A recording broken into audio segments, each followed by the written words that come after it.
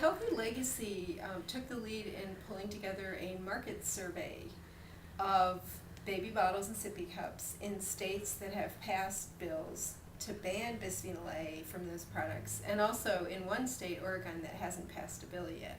We went out into a total of 89 stores in 35 different communities in the 5 states, and we looked to see what baby bottles and sippy cups and also breast milk storage systems were on the shelves. Generally, what we found was that most of the baby bottles and sippy cups and breast milk storage systems out there are BPA free. However, we did find some products that contain BPA, and we found many products that were unlabeled. So in New York, we found a few baby bottles that contained BPA, and in Oregon, where there's no regulation yet, we found several sippy cups that contain BPA.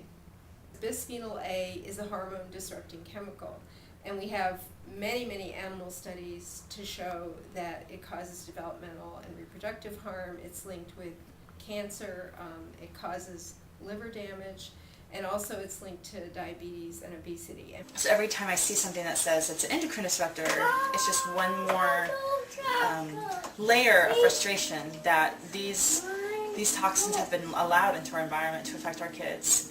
But I don't worry about myself. I tend to worry about my son and his generation. I feel like we have a responsibility to protect them from harm.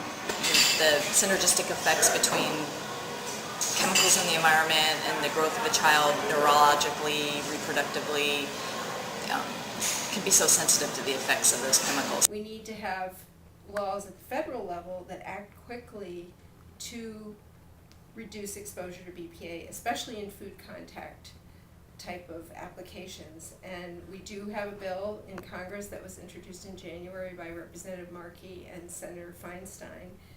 We also need to fix the broken regulatory system, which is the Toxic Substances Control Act, the law that regulates industrial chemicals in this country, to make sure that chemicals like bisphenol A don't end up in consumer products in the first place. As a parent, it's so important to make sure that the products we buy for our children are safe and are free from known toxic chemicals.